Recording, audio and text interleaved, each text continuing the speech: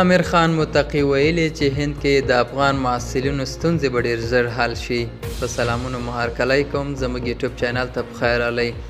که غواړئ په بشپړه توګه معلومات ترلاسه کړئ نو ویډیو راسره تر پای وګورئ.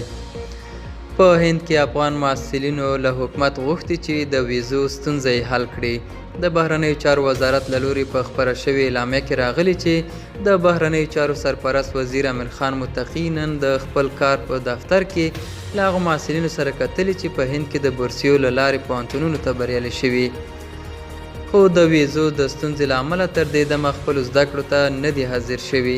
دوی له افغان حکومت وغوښتل چې د ویزو ستونزه یې حل کړي او دوی ته د زده کړو د تګ زمینه برابره کړي.